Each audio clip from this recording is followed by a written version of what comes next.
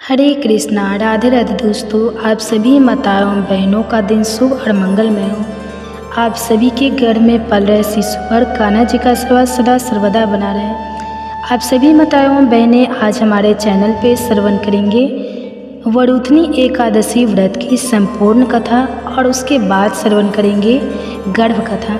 इसलिए आप सभी माताओं बहनों से हाथ जोड़कर निवेदन है कि वीडियो को पूरी अंत तक ज़रूर देखिएगा, क्योंकि काट पाट कर नहीं देखिएगा, क्योंकि वीडियो को पूरी तरह देखने से बात समझ में आती है, आधा अधूरा देखने से ज्ञान आधा अधूरा ही रहता है। इसलिए आपसे अनुरोध है कि वीडियो को पूरा देखिए और वीडियो अच्छी लगेगी तो वीडियो को लाइक कीजिएगा। और चैनल पे नए आए हैं और हमारी आवाज़ आज पहली बार सुन रहे हैं तो साथ ही चैनल को सब्सक्राइब करके बेल आइकन को ऑन कर लीजिएगा, ताकि ऐसे ही वीडियो के नोटिफिकेशन आप सभी के पास सबसे पहले पहुंचे। और हो सके तो ज़्यादा से ज़्यादा फैमिली फ्रेंड्स हमारे जितने भी माताएं बहनें हैं सबके साथ शेयर कीजिएगा, ताकि इस वीडियो की लाभ माताएं बहनें भी ले सके। तो आइए बड़ी ही प्रसन्नचित्त मन से इस कथा की रसपान करते हैं। इसके लिए गर्भवती माता एक शांत अवस्था में बैठ जाए, जहाँ बहुत ज़्यादा डिस्टर्ब ना हो। और कोमलता से अपने दोनों हाथ गर्भ पे रख ले और अपनी आंखें बंद कर ले और अपने बच्चे को धीरे से बुलाए, आओ आओ मेरे बच्चे, मैं आज तुम्हें वरुथनी एकादशी के दिन सुने जाने वाले गर्भ कथा का रसपान करा रही हूँ। क्या तुम जानते हो इस व्रत के करने से, इस व्रत की प्रभाव से क्या पुण्य की फल प्राप्ति होती है? आओ मैं आज तुम्हें श्रवण करा रही हूँ। प्राचीन काल की बात है, जब पृथ्वी पर धर्म की प्रतिष्ठा सर्वोपरि थी और सत्य का मार्ग कठिन किंतु सुखदायक माना जाता था। इसी कालखंड में अयोध्या के उत्तर दिशा में स्थित एक छोटे राज्य माल्यगिरी पर एक अत्यंत धर्मनिष्ठ सत्यवादी एवं दयालु राजा राज्य करता था। राजा धकल राजा धवल न केवल अपने प्रजा के कल्याण में रत रहते, बल्कि स्वयं भी नियमित व्रत उपवास और एकादशी के पालन में निष्ठावान थे। उनका जीवन एक तपस्वी के समान था, किंतु वे गृहस्थ धर्म का पालन करते हुए प्रजा का पोषण करते थे।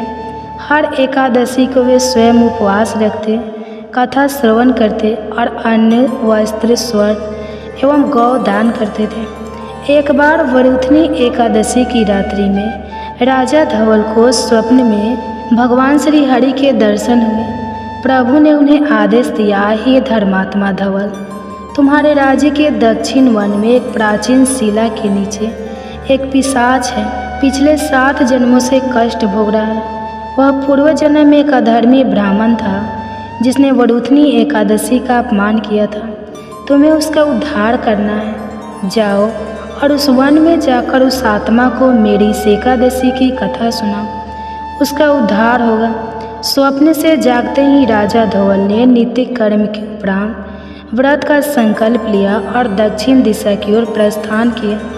उनके साथ एक योग्य ब्राह्मण, कुछ सैनिक और वैद्य भी थे। जब वे वन में पहुँचे तो वहाँ की आयु में अजीब भय मिश्रित गंध थी। एक विशाल पीपल वृक्ष के नीचे वे पहुँचे और वहाँ उन्हें एक विक्रांत विकृत रूप में आकुल पाकुल रोती हुई आत्मा देखी। उसका चेहरा आध जला, शरीर रुधिर रंजित और आंखों से निरंतर आंसू बह रहे थे। राजा ने ब्राह्मण को संकेत दिया और स्वयं उस आत्मा से बोले, हे आत्मा, तुम कौन हो? इस दुर्दशा में क्यों हो?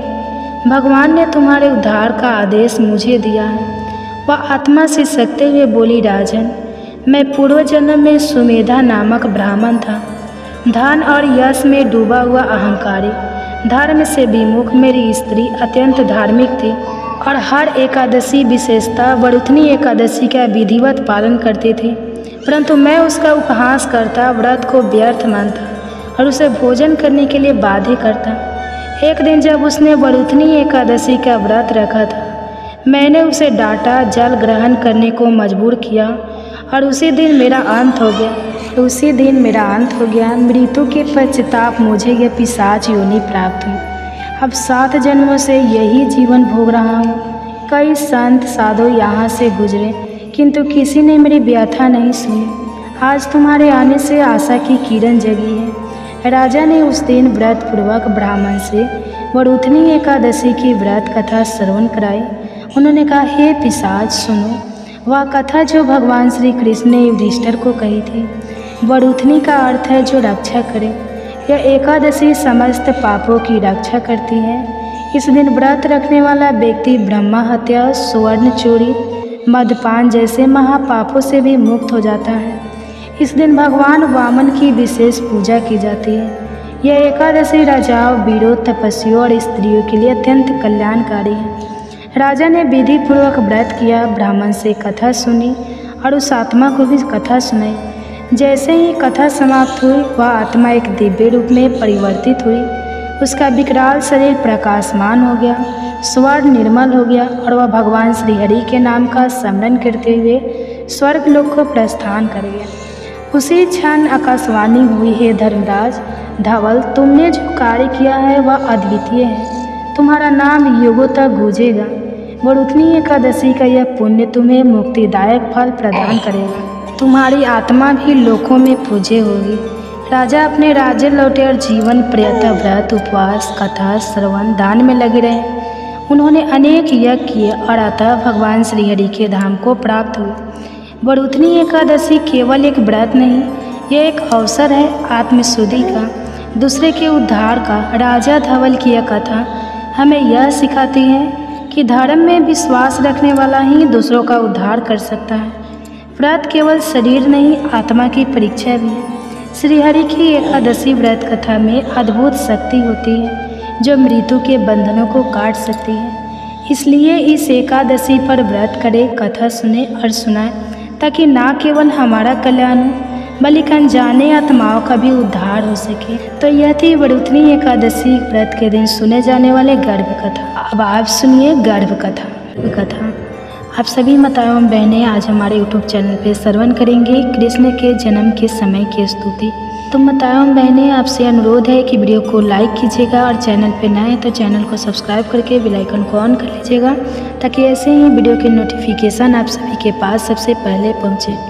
कहा जाता है कि गर्भावस्था में अगर पूरी भागवत ना भी सुन पाए तो कृष्ण के जन्म के समय की स्तुति अपने गर्भ में पल रहे शिशु को जरूर श्रवण कराना चाहिए। श्रवण करने से गर्भ में पल रहे शिशु पर भगवान के जैसे ही गुण आते हैं। तो आइए बड़े ही प्रसन्न चित्तमन से इस कथा का रसपान करते हैं।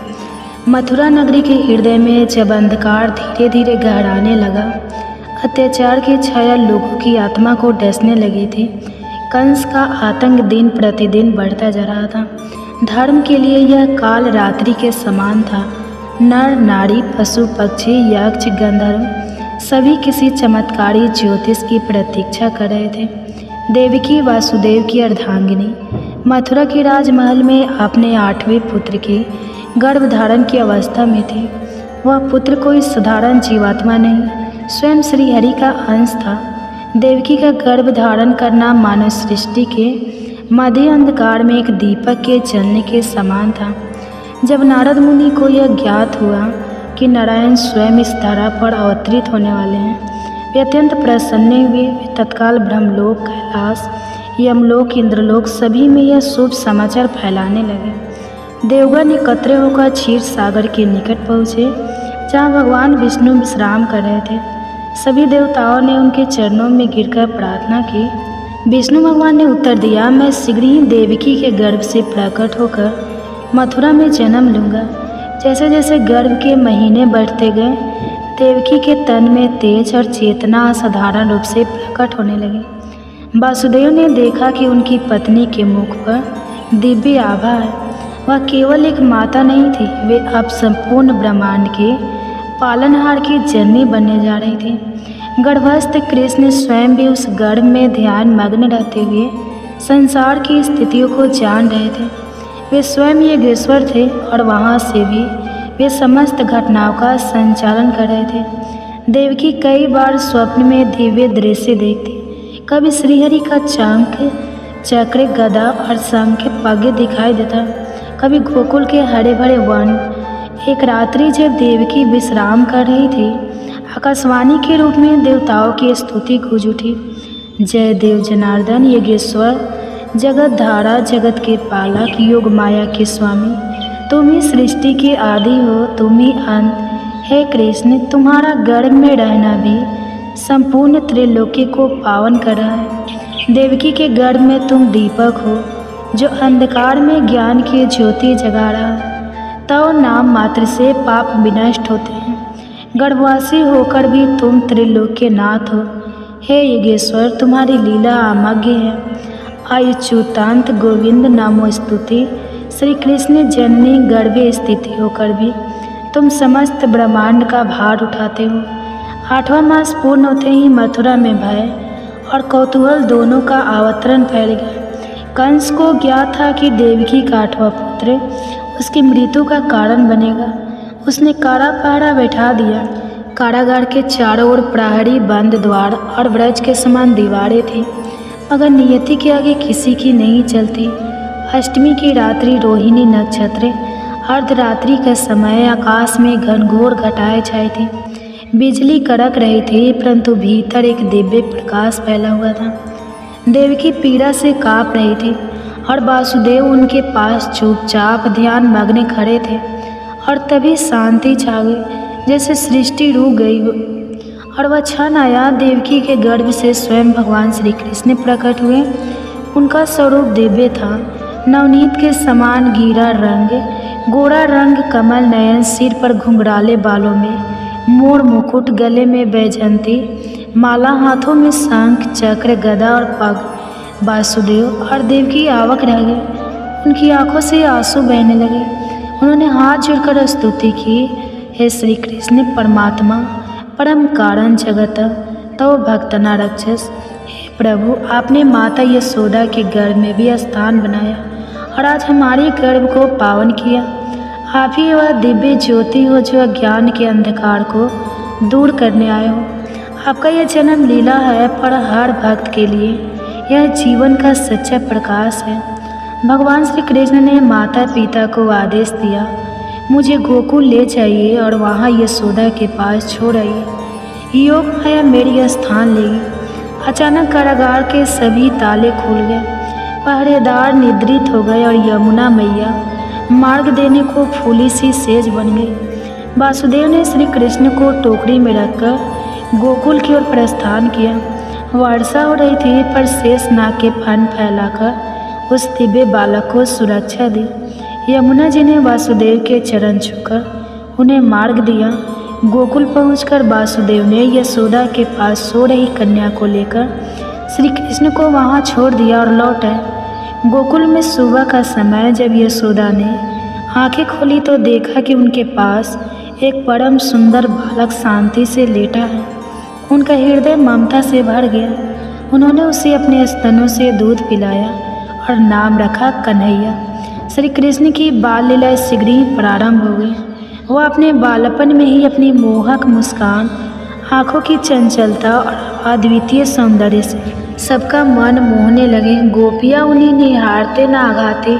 अत्याचार की प्रतीक राक्षसी पूतना को कंस ने भेजा। वह सुंदरी रूप में आई और कृष्ण को दूध पिलाने के बहाने विष का स्तन लेकर पास पहुँचे, परंतु श्री कृष्ण ने अपने मुख से उसका प्राण ही खींच लिया।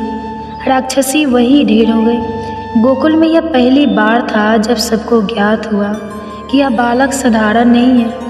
एक बार ब्रह्मा जी स्वयं श्री कृष्ण की लीला देखने आए। उन्होंने ग्वाल बाल और बछड़ों को छिपा दिया। श्री कृष्ण ने सबका रूप स्वयं धारण किया। ब्रह्मा ने अपनी मूल मानते हुए स्तुति की, ओम नमो भगवते वासुदेवाय नमो, ज्ञान मात्राय निर्गुणाय निर्गुणात्मने। प्रकट रूप में खेलते हुए भी आप अचिंत्य हैं, बालक रूप में लीला करते हुए भी आप साक्षात ब्रह्मा हैं। श्री कृष्ण का जन्म केवल एक घटना नहीं, बल्कि पूरे युग के पूर्ण निर्माण की शुरुआत थी। उनका गर्भस्थ रहना, जन्म लेना और बाल लीला जो कृष्ण गर्भ में देवकी के हृदय को आलोकित करते हैं, वही आज भी भक्तों के हृदय में श्रद्धा का दीप जलाते हैं। उनकी स्तुति कलातीत है। उनका नाम मात्र ही मोक्ष का मार्ग है। नमन उस योगेश्वर को जो कभी बालक बनकर इस धारा पर उतरे। एक गर्भ कथा।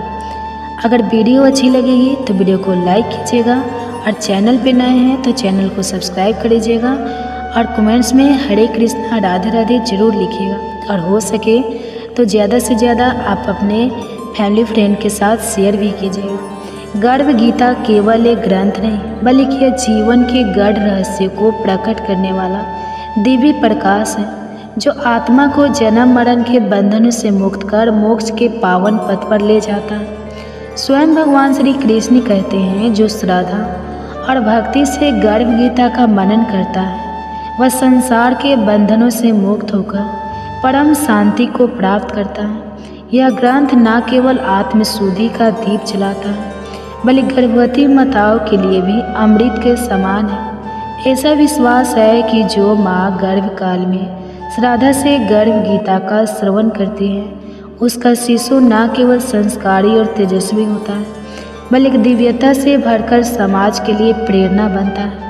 यदि आप भी इस अद्भुत ज्ञान की रोशनी अपने जीवन और भावी संतानों में भरना चाहते हैं तो अभी वंदना काव्या चैनल को सब्सक्राइब करें और प्रेम पूर्वक लाइक करें, श्रद्धा से सब्सक्राइब करें और इस दिव्य संदेश को शेयर करके औरों तक पहुंचाएं, क्योंकि ज्ञान जब बांटा जाता है तभी वह संस्कार बनता है। श्री कृष्ण अर्जुन से कहते हैं, जब कोई आत्मा माँ के गर्भ में आती है तो वह मांस मज्जा और रक्त से घिरी होती है। छठे महीने तक जब उसका शरीर विकसित होने लगता है तब उसे असहनीय पीड़ा का अनुभव होता है। उस अंधकार में संकुचित और पीड़ादायक स्थान में वह आत्मा कड़ा उठती है और ईश्वर से विनती करती है, हे प्रभु, कौन सा पाप किया था मैंने जो मुझे फिर से इस अंधेरे गर्भ में आना। उस क्षण आत्मा को अपने सारे बुरे कर्म याद आते हैं। वह पश्चाताप करती है, आंसू बहाती है और ईश्वर से प्रार्थना करती है कि वह इस मोह और दुख से भरे संसार में जन्म ना दे। लेकिन ईश्वर मौन रहते हैं, क्योंकि उसका जन्म उसके ही कर्मों के अनुसार निश्चित होता है। श्री कृष्ण कहते हैं, गर्भ की पीड़ा मृत्यु लोक से भी अधिक होती है। यह वह आग है जिसमें आत्मा अपने ही कर्मों की तपन से झुलसती है। वह आत्मा संकल्प करती है कि जन्म के बाद वह सच्चा जीवन जिएगी, ईश्वर का स्मरण करेगी, पुण्य कर्म करेगी। लेकिन जैसे जैसे जन्म समीप आता है वह सब कुछ भूलने लगती है और जन्म लेते ही सब भुला दिया जाता है। फिर से वही मोह, वही माया, वही भटकाव और पुनः जीवन कर्मों के उसी चक्रव्यूह में उलझ जाता है। गर्भ गीता में उस दिव्य सत्य का स्मरण कराती है जिसे आत्मा ने गर्भ में अनुभव किया था। एक बार फिर उस प्रकाश की ओर लौटने के लिए जहाँ से हम आए थे और जहाँ हमें लौटना है। गर्भ गीता केवल एक शास्त्र नहीं बल्कि मानव जीवन का दर्पण है। यह हमें यह समझने में सहायता करता है कि हमारे कर्म ही हमारे भविष्य की नींव है। यह ग्रंथ न केवल हमें आत्मज्ञान की ओर ले जाता है बल्कि हमारे जीवन को सच्चे अर्थों में सार्थक और प्रकाशमय बनाता है। गर्भ संस्कार की भक्ति और प्रभाव हमारे प्राचीन ग्रंथों में बार बार दर्शाए गए हैं। महाभारत में वीर अभिमन्यु इसका अनुपम उदाहरण है। जब अर्जुन सुभद्रा को युद्ध की एक जटिल रचना चक्रव्यूह को भेदने की विधि समझा रहे थे तब गर्भ स्थित अभिमन्यु ने वह सवाल ध्यान पूर्वक सुना और वही ज्ञान वह दिव्य श्रवण भविष्य में क्षेत्र के रणभूमि में उसकी शक्ति बनकर प्रकट हुई। इसी प्रकार मार्कंडेय पुराण में सती मदालसा का वर्णन आता है। एक ऐसी दिव्य माता जो अपने गर्भस्थ शिशु को ज्ञान, विवेक और वैराग्य के संस्कारों से पोषित करती थी। वे अपनी संतान के गुण, स्वभाव और चरित्र को उसी समय गढ़ देती थी जब वह केवल गर्भ में था। उनकी गोद में जन्म लेने वाला हर शिशु मुनियों जैसा शांत, ज्ञानी और सत्य पाठ का अनुयायी होता। गर्भ गीता और ऐसे दिव्य उदाहरण हमें यह सिखाते हैं कि गर्भ केवल जीवन की शुरुआत नहीं बल्कि आत्मा के संस्कारों का बीजारोपण है। यदि हम इस पावन ज्ञान को अपनाएं तो आने वाली पीढ़ियाँ न केवल संस्कारी होगी बल्कि समाज और संसार के लिए एक दिव्य प्रकाश बनेगी। विष्णु पुराण में प्रहलाद का उल्लेख आता है, जो राक्षस कुल में जन्मे, लेकिन उनकी माता गर्भावस्था के दौरान देवर्षि नारद के आश्रम में रही और विष्णु भक्ति का श्रवण किया। परिणाम स्वरूप प्रहलाद जन्म से ही विष्णु के परम भक्त बन गए और अधर्म के विरुद्ध खड़े हुए। गर्भ गीता के प्रारंभ में अर्जुन भगवान से यही प्रश्न करते हैं कि आत्मा का बार बार जन्म क्यों होता है, इस जीवन में उसके कर्तव्य क्या है, किन पाप कर्मों के कारण वह अनेक दुख भोगता है और किन पुण्य कर्मों से वह जीवन में सुख प्राप्त करता है, अथवा कौन सा मार्ग है जिससे वह मोक्ष को प्राप्त करता है, अर्थात वह आत्मा का भगवान में लीन होकर जन्म मरण के बंधनों से मुक्त होती है। लेकिन जिन्हें मुक्ति नहीं मिलती उन्हें विभिन्न योनियों में जन्म लेकर अपने पूर्व जन्मों के अच्छे बुरे कर्मों का फल भोगना पड़ता है।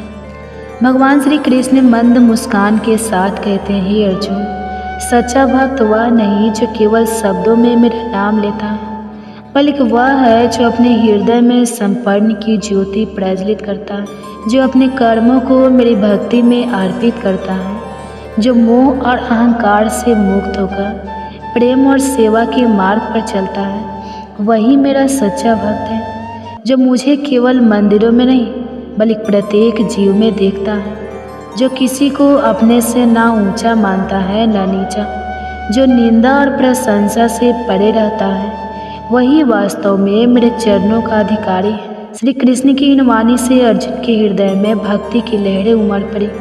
उसने श्रद्धा से सिर नवाया और निवेदन किया, हे माधव, फिर यह संसार अज्ञान में क्यों भटकता है, क्यों यह मोह माया में उलझता इतना दुख सहता है।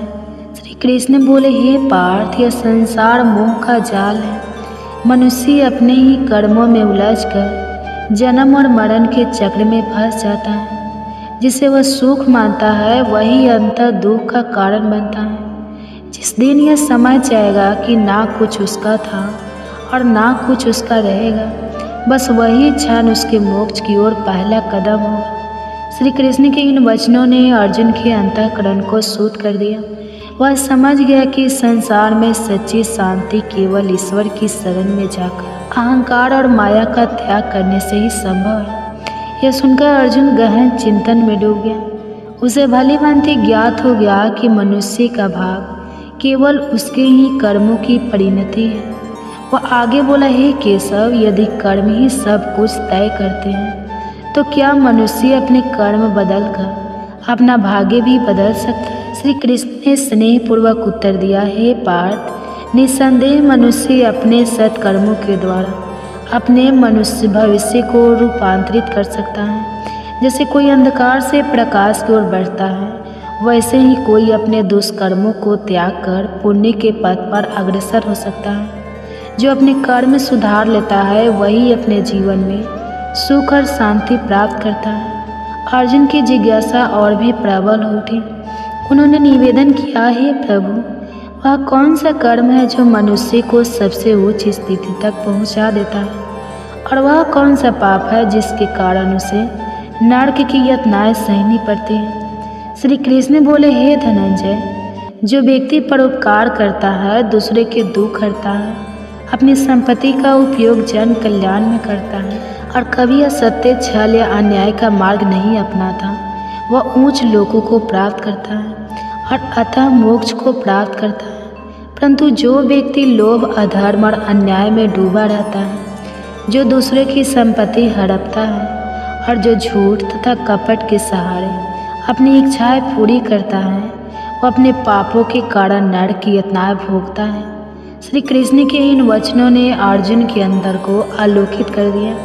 वे भाव विभोर होकर बोले, हे माधव, अब मैं जान गया कि जीवन का सबसे बड़ा धर्म सत्य, सेवा और धर्म का पालन है। जिसने इसे स्वीकार कर लिया वही सच्चे सुख को प्राप्त करता है। श्री कृष्ण मुस्कुराए और बोले, हे अर्जुन, यही परम सत्य है। जो इस ज्ञान को अपने जीवन में उतार लेता है वही जन्म मरण के बंधनों से मुक्त होकर परम शांति को प्राप्त करता है। फिर भगवान श्री कृष्ण के मुखमंडल पर गंभीरता छा गई। वे बोले, हे अर्जुन, यह समस्त संसार कर्म के बंधनों से बंधा हुआ है। हर जीव अपने पूर्व जन्मों के कर्मों का ही फल भोगता है। अर्जुन की जिज्ञासा और भी बढ़ गई।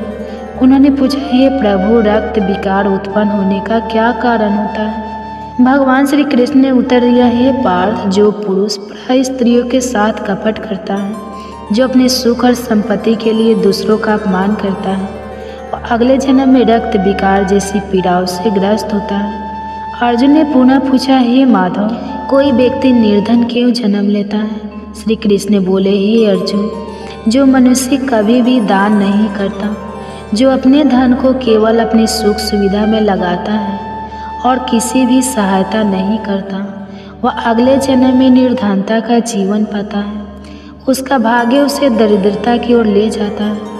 अर्जुन का मन व्याकुल हो उठा। उन्होंने आगे प्रश्न किया, हे केशव, खंड वायु लकवा किस पाप का फल होता है? श्री कृष्ण ने उत्तर दिया, हे धनंजय, जो व्यक्ति अपने माता पिता का अपमान करता है, उनका तिरस्कार करता है और उनकी सेवा नहीं करता, उसे अगले जन्म में खंड वायु का दंड भोगना पड़ता है। अर्जुन की आंखों में श्रद्धा छलकने लगी। उन्होंने फिर पूछा, हे प्रभु, कोई जन्म से अंधा या अपाहिज क्यों होता है? भगवान श्री कृष्ण बोले, हे अर्जुन, जो व्यक्ति जीवन में अन्याय करता है, जो किसी निर्देश के नेत्रों में आंसू लाता है, जो किसी की टांगें तोड़ने या उसे अपाहिज बनाने का अपराध करता है, वह अगले जन्म में स्वयं अंधवंतर या अपांगता का कष्ट झेलता है। अर्जुन का हृदय पीड़ा से भर उठा। वे बोले, हे प्रभु, कुछ स्त्रियां बाल विधवा क्यों होती हैं? श्री कृष्ण उत्तर देने लगे, हे अर्जुन, जो स्त्रियां अपने पति के साथ छल करती हैं, जो अपने जीवन को झूठ और कपट से चलाती हैं, वे अगले जन्म में बाल विधवा बनती हैं। ऐसे कर्म उन्हें दुख और पीड़ा के पथ पर ले जाते हैं। अर्जुन ने एक लंबी सांस ली और पूछा, हे माधव, यदि कर्म ही सर्वश्रेष्ठ है, तो क्या मनुष्य अपने कर्मों को बदलकर अपने भविष्य को भी बदल सकता है? श्री कृष्ण मुस्कुराए और बोले, हे पार्थ, निसंदेह जो व्यक्ति अपने कर्मों को सुधार लेता है, जो सत्य, धर्म और सेवा के मार्ग पर चलता है, वह अपने जीवन को उज्जवल बना सकता है। इस संसार में एक ही अपरिवर्तनीय सत्य है, कर्म जो जैसा करता है वैसा ही फल प्राप्त करता है। अर्जुन ने हाथ जोड़ते हुए कहा, हे प्रभु, आपने जो ज्ञान दिया उसने मेरे अंतःकरण को शांति से भर दिया है। अब मैं जान गया हूँ कि जीवन में सबसे बड़ा धर्म सत्य, भक्ति और सेवा है। भगवान श्री कृष्ण मुस्कुराए और बोले, हे अर्जुन, जो इस ज्ञान को अपने जीवन में उतारेगा वह जन्म मरण के बंधन से मुक्त होकर परम शांति को प्राप्त करेगा। फिर श्री कृष्ण ने अर्जुन की ओर करुणा भरी दृष्टि डालते हुए कहा, हे पार्थ, निसंदेह मन अत्यंत चंचल और बलशाली है। यह उन्मत्त हाथी के समान है जो बिना लगाम के विपरीत दिशाओं में दौड़ता रहता है, परंतु हे अर्जुन, इसे संयम और निरंतर अभ्यास से नियंत्रित किया जा सकता है। अर्जुन ने एक लंबी सांस ली और पूछा, हे माधव, यह अभ्यास और संयम कैसे किया जाए? क्या कोई सरल मार्ग है जिससे मन को वश में किया जा सके?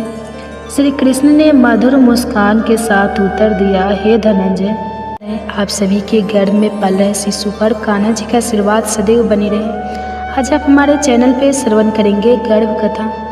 हमारे पुराणों में अनेक प्रसिद्ध कथाएं हैं जो मनुष्य को जीवन की सही राह दिखाने में मदद करती हैं। आज ऐसे ही एक संपूर्ण कथा आपको सुनाने जा रही हूँ, जिसे गर्भ में संतान सुनकर अनेक शिक्षाओं के साथ प्रसन्नता तो पाएंगे ही, साथ ही माताएं समझ पाएगी कि गर्भकाल की शिक्षा का कितना अधिक महत्व होता है।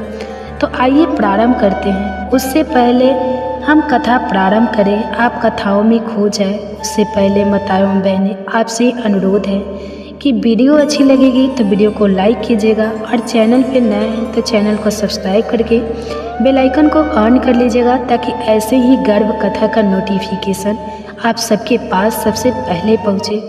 और हो सके तो ज़्यादा से ज़्यादा शेयर कीजिएगा। और वीडियो अच्छी लगेगी तो कमेंट्स में हरे कृष्णा राधे राधे जरूर लिखिएगा। तो आइए प्रारंभ करते हैं। जब भगवान ब्रह्मा ने पृथ्वी को समुद्र से बाहर निकाल हिरण्यकश्यप को मारकर पृथ्वी को आतंक से मुक्त किया था, तब उसका भाई हिरण्यकश्यप बहुत गुस्सा हुआ। उसने तय किया कि वह अपने भाई का प्रतिशोध अवश्य लेगा। उसने खुद को अजय और अमर बनाने के लिए हिमालय पर जाकर घोर तपस्या आरंभ की। उसे कठिन तप करता देख इंद्र भी घबराने लगे। उन्होंने दैत्यों की राजधानी पर हमला कर दिया। जब जाना हिरण्यकश्यप की पत्नी गर्भवती है तो उसे भी बंदी बना लिया। सोचा राक्षस का पुत्र राक्षस बनेगा और आगे चलकर हमारे लिए मुश्किल उत्पन्न करेगा। हिरण्यकश्यप वहाँ था नहीं, इसलिए दैत्य हारकर भागने लगे। देवताओं ने दैत्यों की राजधानी लूट ली। इंद्र ने हिरण्यकश्यप की पत्नी क्यादु को बंदी बना लिया और स्वर्ग ले जाने लगा। पर तभी रास्ते में देवर्षि नारद मिले। उन्होंने इंद्र से कहा, तुम दैत्य राज की पतिव्रता पत्नी को मत ले जाओ, यह महापाप है। इस पर इंद्र ने अपना उद्देश्य बताया कि जन्म के बाद वह संतान का वध करेगा, फिर देवी क्यादु को भी छोड़ देगा। तब नारद जी ने समझाया, गर्भ में संतान के संस्कार बदले जा सकते हैं। यह संतान भगवान श्री विष्णु की परम भक्त बनेगी। बस तुम क्यादु पुत्री को मुझे सौंप दो। इंद्र ने देवर्षि की बात मान ली और अब क्यादु देवराज के बंधन से मुक्त हो गई। वे देवर्षि के आश्रम में रहने लगे जब तक उसके पति तपस्या से वापस नहीं लौट आते। उसके लिए और कोई सुरक्षित जगह थी भी नहीं। देवर्षि उसे अपनी पुत्री की तरह मानते। गर्भस्थ संतान को भागवत भक्ति का उपदेश देते। गर्भ में प्रहलाद भी उन उपदेशों को सुन बड़ा ही आनंदित होता। कुछ वर्षों बाद जब हिरण्यकश्यप वरदान प्राप्त कर लौटा, उसने सभी देवताओं को जीत लिया। सभी लोकपालों को हराकर उनकी सारी संपदा छीन ली। भगवान से उसे विरोध था, इसलिए ऋषियों को परेशान करता यज्ञ रोक दिए। धर्म के खिलाफ खड़ा हो गया। सब तरह सिर्फ उसे ही भगवान के समान पूजने की आज्ञा थी। इधर पुत्र प्रहलाद और पत्नी भी अब उसके पास लौट आए थे। प्रहलाद की शिक्षा के लिए उसने अपने गुरु शुक्राचार्य के पास उसे भेजा, और तब शुक्राचार्य जी तपस्या में व्यस्त थे, इसलिए गुरु के पुत्र सन और अम्बरक उसे शिक्षा देने लगे। एक दिन प्रहलाद वापस घर आए। माँ ने खूबसूरत वस्त्रों से सजाया, पिता ने गोद में बैठाया, फिर उससे पूछा कि तुमने अभी तक क्या सीखा है। तब प्रहलाद उत्तर देते हैं, पिताजी, सभी लोग संसार में मोहित रहकर उद्वन रहते हैं। मेरा मानना है कि हमें अंतःकरण में श्री हरि की शरण लेनी चाहिए। हिरण्यकश्यप जोर से हंस पड़ा। उसे लगा कोई दुश्मन उनके पुत्र प्रहलाद को यह ज्ञान सिखा रहा है। उन्होंने अपने गुरु के पुत्रों से कहा, तुम्हें प्रहलाद को सुधारना होगा। उसे दैत्य कुल के उचित आदर्श, धर्म और काम की शिक्षा दो। गुरु के पुत्र ने प्रहलाद को अपने पास बुलाया और पूछा, तुमने यह अज्ञान कहाँ से सीखा? प्रहलाद मुस्कुराते हुए कहा, गुरुदेव, इस दुनिया में हम भगवान की माया के चक्कर में बह रहे हैं। भगवान दयालु होते हैं। जब वह किसी पर अपनी दया बरसाते हैं तो वह इंसान के मन में बस जाते हैं। मेरे मन को उनकी अनंत कृपा ने उन परम पुरुष की ओर खींच लिया है। मेरे गुरु ने मेरे साथ बहुत मेहनत की है, मुझे ज्ञान का सही मार्ग दिखाया है। उन्हीं ने मुझे सच्ची शिक्षा दी है। उन्हीं ने मुझे अर्थशास्त्र, दंड नीति और राजनीति के बारे में भी सिखाया है। मैं अपने गुरु की शिक्षा को ध्यान से सीखता था। उनके मन में विद्या के प्रति सच्ची आस्था थी। मैंने गर्भकाल में ही संपूर्ण ज्ञान प्राप्त कर लिया है। गुरु पुत्र को उसकी बात ज़्यादा समझ नहीं है। तब हिरण्यकश्यप ने भी अपने पुत्र को गोद में बिठाकर पूछा, बताओ बेटा, सबसे अच्छा ज्ञान क्या है? प्रहलाद ने कहा, मेरे अनुसार सर्वोत्तम ज्ञान वही है जो भगवान के गुणों और आचरणों को सुनने की प्रेरणा देता हो। उनकी लीलाओं और नामों का भजन, उनके श्री चरणों की सेवा, उनकी पूजा, उनकी स्तुति, उनके सामने दास बनना, उनसे दोस्ती करना, उनके प्रति अपनी आत्मा को समर्पित करने का भाव जगाता हूँ। मेरे अनुसार इसी का अनुसरण कर हम जीवन में सबसे उत्तम फल प्राप्त कर सकते हैं। हिरण्यकश्यप बहुत क्रोधित हो गया। उन्होंने प्रहलाद को बुरी तरह डांटा और उसे जमीन पर पटक दिया। उनके गुरुकुल के छात्रों ने बताया कि हमने उसे गलत नहीं सिखाया है। प्रहलाद शांति से खड़े रहे, बिना किसी क्रोध के। वे अपने पिता से कहने लगे, पिताजी, आपको गुस्सा नहीं आना चाहिए। गुरु के पुत्रों का भी कोई दोष नहीं है। वे विषय की वस्तुओं को बार बार उपभोग करके उन्हीं में लगे रहते हैं, पर मैं सच्चे ज्ञान को जानता हूँ। आज वह नन्हा सा बच्चा त्रिभुवन विजय दैत्यराज हिरण्यकश्यप के सामने बिना डरे खड़ा था और पिता की रुचि के विपरीत यह सब कहे जा रहा था। दैत्यराज के गुस्से का अब कोई पार नहीं था। उसने अपने क्रूर सभासदों को आदेश दिया, जाओ तुरंत इस दुष्ट बच्चे को मार डालो। दैत्य बच्चे पर हमला करने के लिए तलवार, त्रिशूल, अन्य शास्त्रों को लेकर चिल्लाते हुए उस बालक पर टूट पड़े, पर प्रहलाद निर्भय खड़े रहे। उन्हें सब जगह उन्हें दयालु प्रभु ही दिखाई देते थे। उन्हें किसी का भी डर नहीं था।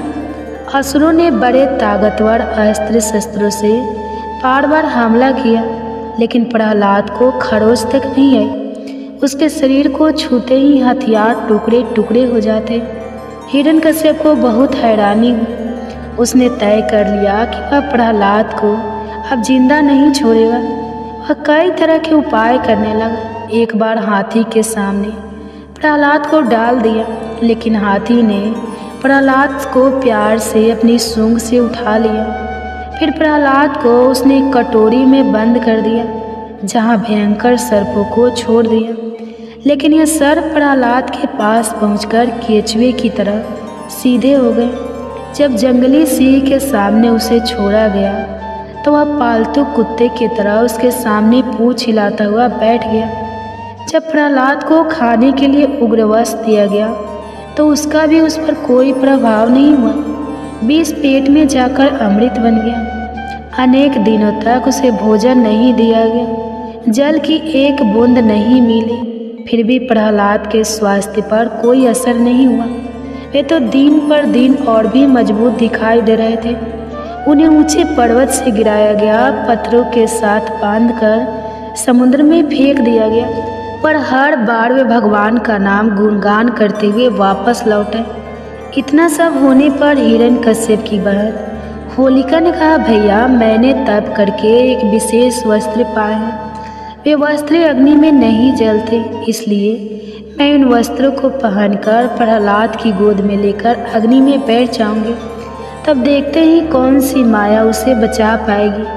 हिरण्यकश्यप को प्रस्ताव पसंद आया और ऐसे ही व्यवस्था की गई, परंतु भगवान की लीला यहाँ भी सबने देखी। होलिका का वस्त्र उड़ गया और वह जलकर खाक हो गई। वही प्रहलाद का बाल भी बांका नहीं हुआ। उसने पुनः अपने पिता को समझाया, भगवान से नफरत करना बंद करो। भगवान नाम का प्रभाव देखो कि अग्नि भी मुझे शीतल लगती है। अभी भगवान श्री हरि का नाम लो और संसार के सारे तपों से मुक्त हो जाओ। राक्षस राजा हिरण्यकश्यप के साथ कई राक्षसों ने उसे माया के साथ डराने के अनेक प्रयोग किए, लेकिन प्रहलाद के सामने माया की भी एक नहीं चलती। जैसे ही वे अपनी आंखें उठाते, मायावी दृश्य समाप्त हो जाते। हिरण्यकश्यप अति क्रोध में भरकर प्रहलाद को सभा में बुलाते हैं और गुस्से में पूछते हैं, कहाँ है तेरा भगवान? क्या तुम इसे खंभे में भी देखते हो? तब प्रहलाद ने कहा, हाँ पिताजी, मैं उन्हें यहाँ भी देखता हूँ। तब क्रोध में सिंहासन से उठकर उसने बड़े जोर से खंभे को एक घूंसा मारा। उस खंभे में से एक महाभयंकर दहाड़ उठी, जैसे सारा ब्रह्मांड फट गया हो। सभी लोग भयभीत हो गए। हिरण्यकश्यप भी इधर उधर देखने लगा। उसने देखा खंभा बीच से फट गया है और वहाँ से मनुष्य के शरीर और सिंह के मुख की अद्भुत भयंकर आकृति प्रकट हो रही है। भगवान नरसिंह बहुत तेजी से आगे बढ़ रहे थे और वे गरजने लगे। उन्होंने दैत्य राजा हिरण्यकश्यप को पकड़ लिया और जिस दैत्यराज के पास वरदान था कि वह किसी भी घर के अंदर या बाहर, दिन में न रात में, धरती पर या आसमान में किसी भी प्राणी, किसी भी हथियार किसी भी मनुष्य, पशु, किसी भी जीवित निर्जीव प्राणी से नहीं मरेगा। किसी भी अस्त्र शस्त्र का प्रभाव उस पर नहीं होगा। उसे भगवान ने अपनी जंघ पर रखकर अपने नाखूनों से उसका पेट फाड़ दिया।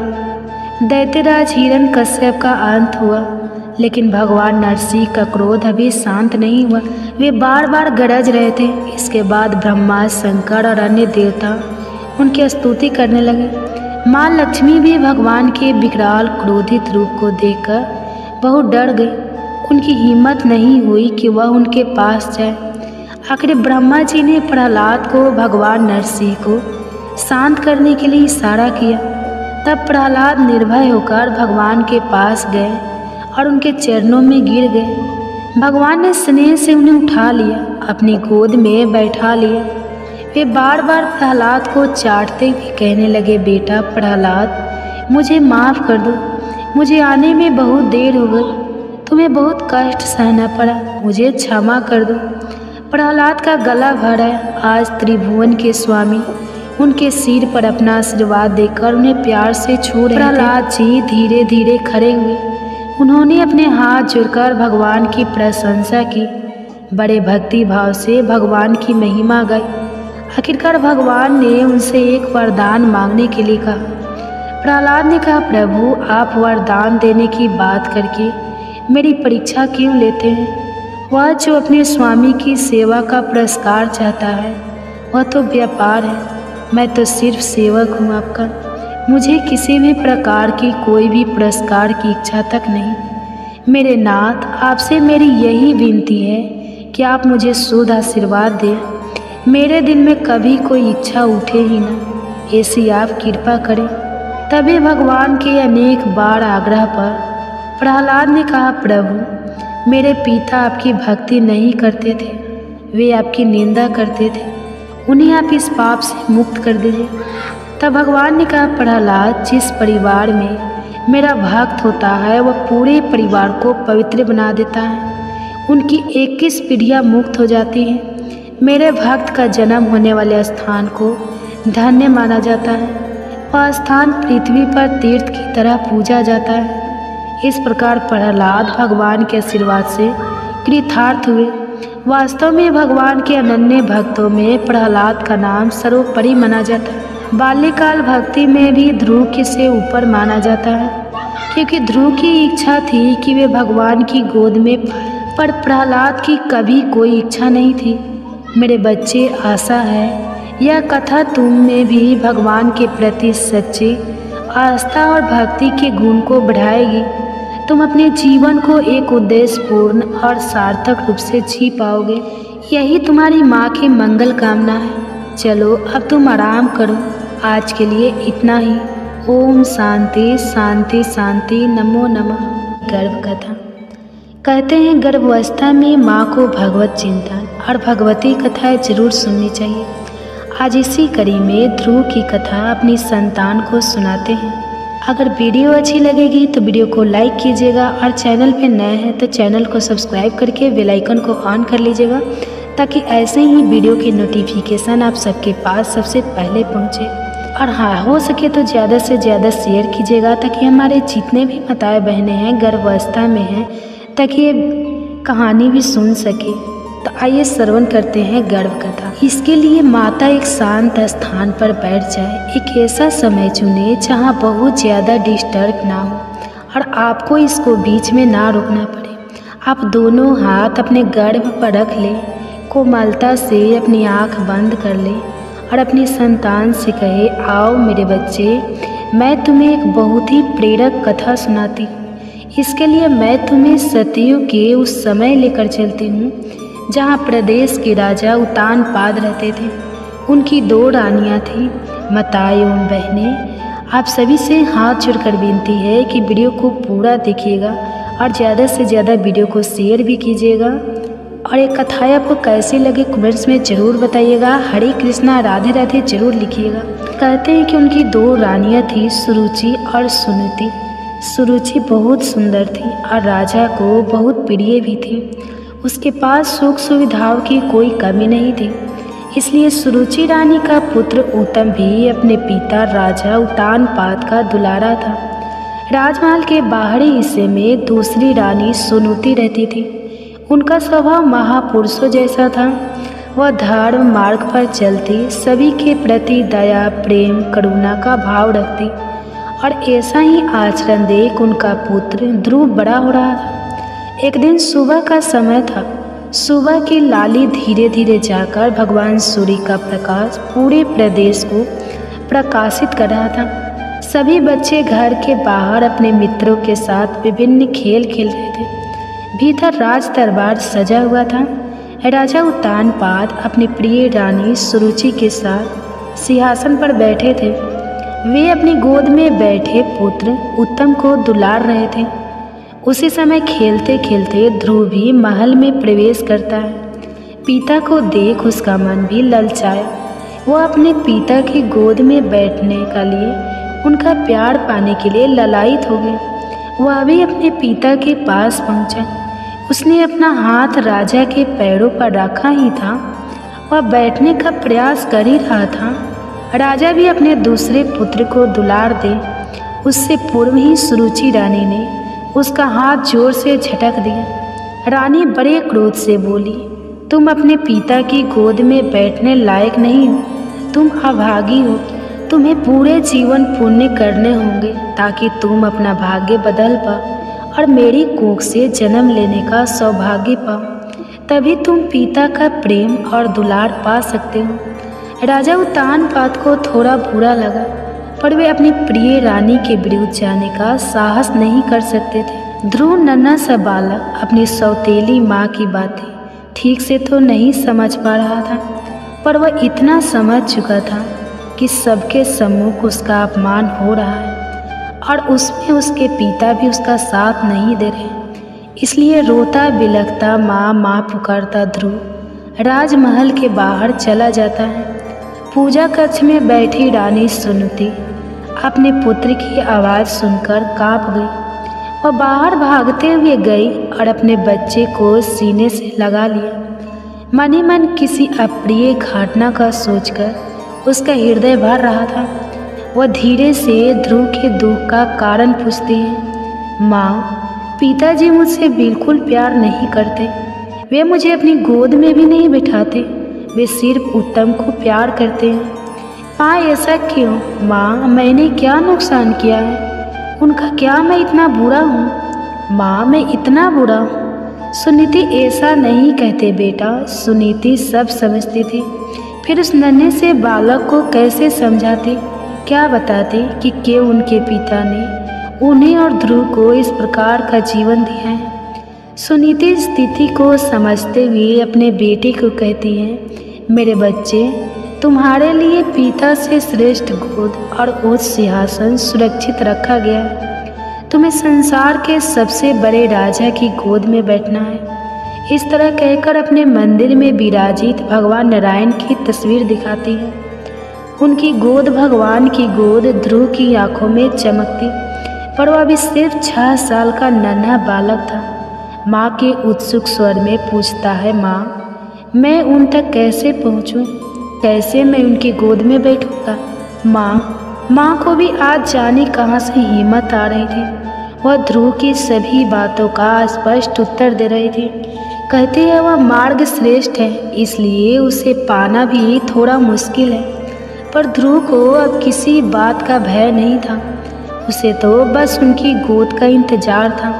वो अपनी माँ से पूछता है, माँ, अब आप जल्दी बताओ, वह मैं कैसे पा सकता हूँ? माँ ने ध्रुव को गोद में उठाकर कहती है, बेटा, उसके लिए कठिन तपस्या करनी होगी। एकांत में रहकर सिर्फ उनका नाम जपना होगा। बस फिर क्या था। ध्रुव तुरंत गोद से उतरा, अपनी माँ के चरण स्पर्श करते हैं कहता है, माँ, मैं आज से ही अपनी तपस्या शुरू करूँगा। मैं एकाग्रता से नाम जपकर नारायण की गोद में बैठूँगा। माँ, मैं उनकी गोद में बैठकर सबसे पहले तुझे पुकारूँगा। माँ, तू देखना, तेरा बेटा भी सौभाग्यशाली है। वह ब्रह्मांड के राजा की गोद में बैठेगा। माँ खुद समझ पाती इससे पहले ध्रुव जंगल की ओर जाने लगा। माँ एकदम बिलख पड़ी, भागते हुए ध्रुव के रास्ते में आकर खड़ी हो गई। जिस नन्हे से बच्चे ने राजमहल के बाहर आज तक कदम भी नहीं रखा था, वह जंगल अकेला कैसे जिएगा? क्या यह भी कोई उम्र है उसके जंगल जाने की? रानी फूट फूट कर रोने लगी। ध्रुव नहीं रुका, अपनी माँ को समझाते हुए कहता है, माँ, नारायण को पाना आसान नहीं है, कष्ट तो करनी होगी। तेरा बेटा करेगा माँ, वह भी सौभाग्यशाली बनेगा। माँ रोए जा रही थी, वह आगे बढ़ता जा रहा था। धीरे धीरे सांझ होने लगी, रात अंधेरी छा रही थी। उसका मन भी डर रहा था, मन कर रहा था फिर से अपनी माँ के आंचल में चला जाए, उसकी गर्माहट पे रोते रोते सो जाए। पर तुरंत उसे अपनी सौतेली माँ के कहे शब्द याद आ रहे थे, इसलिए वह दुगुनी रफ्तार से आगे की ओर बढ़ रहा था। वह कुछ समझ पाता उससे पूर्व ही कुछ स्वर सुनाई दिए, नारायण नारायण। देवर्षि ऋषि नारद भगवान की इच्छा के अनुरूप ही नन्हे ध्रुव का मार्गदर्शन करने आए थे। वे बालक के दर्द को समझ रहे थे, साथ ही उसका भविष्य भी जानते थे, इसलिए उसे उचित स्थान और भगवान का मंत्र सिखा दिया। फिर क्या था, रात के अंधेरे में झुन झुन की आवाज़ के साथ ध्रुव के मंत्र के स्वर भी जंगल में गूंजने लगे। धीरे धीरे ध्रुव अपनी तपस्या में लीन होने लगा। इधर राज दरबार में यह बात आग की तरह फैल गई। हर किसी ने दबी आवाज़ से राजा उत्तानपाद और सुरुचि की निंदा की। राजा उत्तानपाद की भी आंखें अब खुल गई थी। उन्हें अपने मासूम से बेटे का चेहरा ही नजर आ रहा था। उसका हुआ चेहरा देखकर वे भी अंदर से काँप रहे थे। उन्हें लग रहा था कि वास्तव में वे कैसा भयंकर पाप कर बैठे हैं। इधर सुनुति का रो रो कर बुरा हाल था। उसका आखिर राजमहल में अपने पुत्र के अलावा और था ही कौन। वह उसे बार बार याद कर बस रोती जा रहे थे। राजा भी अब अपनी गलती को मानकर ध्रुव को मनाने के लिए जंगल की ओर निकल रहे थे, पर तभी उन्हें पूंजी मिल गए जिन्होंने राजा को रोक दिया। आपका पुत्र कोई साधारण पुत्र नहीं है, वह तेजस्वी बालक सचमुच नारायण की गोद में विराजेगा। आपके और आपके राज्य की कृति को संपूर्ण ब्रह्मांड में फैलाएगा। उसका जन्म इसी हेतु हुआ है, इसलिए हे राजन, आप शक ना करें, बल्कि निश्चिंत रहें, वह जल्दी ही आप सभी के पास लौट आएगा। इधर ध्रुव अपनी तपस्या में लीन था। जंगली जानवरों की आवाज़, उनके सताने का भय आसपास हमेशा बना रहा था। कभी बंदरी के समीप उसके बच्चे को लिपटा देखता तो उसका मन भी भरता, पर वह किसी भी कीमत पर लौट जाना नहीं चाहता था। 6 साल के बच्चे का ऐसा दृढ़ निश्चय कि अनेक प्रलोभन, अनेक भय दिखाने पर भी वह नारायण जब से अलग नहीं हुआ। 6 महीने से अकेला ना बालक तपस्या कर रहा था और उसकी चाह भी थी तो क्या, बस एक बार नारायण की गोद में बैठना है।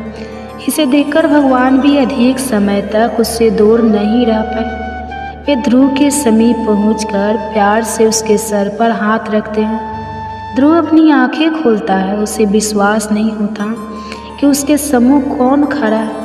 चतुर्भुज रूप में नारायण वह बार बार आंखें बंद करता खोलता, खुद को चिमटी काटता। वह सोच ही नहीं पा रहा था कि यह क्या हो रहा है। उसके साथ भगवान उसकी मासूमियत को देखकर मुस्कुराते हैं, उसे तुरंत उठाकर अपनी गोद में बैठा लेते हैं, मानो अब तो धरती आकाश सब फूल बरसा रहे हों। जंगल की प्रत्येक कली फूल बनकर उस पर गिर जाना चाहती हूँ। प्रकृति खुशी से घूमना चाहती हूँ, सारे पंछी खुशी से गाने लगे हों, हवाएं मधुर स्वर में बांधे यंत्र बजा रही हूँ। पूरे वातावरण में एक अद्भुत सा आनंद छा गया। ध्रुव की आंखें खुशी से टिमटिमाने लगी। वह धीरे से प्रभु से कहता है, प्रभु, अब कोई मुझे और मेरी माँ को अभागा नहीं कहेगा ना? भगवान ने अपने दोनों हाथ कसकर ध्रुव को समेट लिया। नहीं बेटा, तुम ब्रह्मांड में वह स्थान पाओगे जिसके आगे देवी देवता सप्तऋषि भी पराक्रमा करेंगे। प्रलय काल में भी तुम सुरक्षित रहोगे। तुम्हारी कीर्ति अनंत जन्मों तक फैली रहेगी। हर मनुष्य तुम जैसी संतान की प्राप्ति करना चाहेगा। तुम और तुम्हारी माँ श्रेष्ठ गति को पाओगे। ध्रुव अपने हाथ जोड़ प्रभु को नमन करता है। आज की कथा को यहीं समाप्त करती हूँ। सभी को प्रणाम। जय श्री कृष्णा। बहुत बहुत धन्यवाद।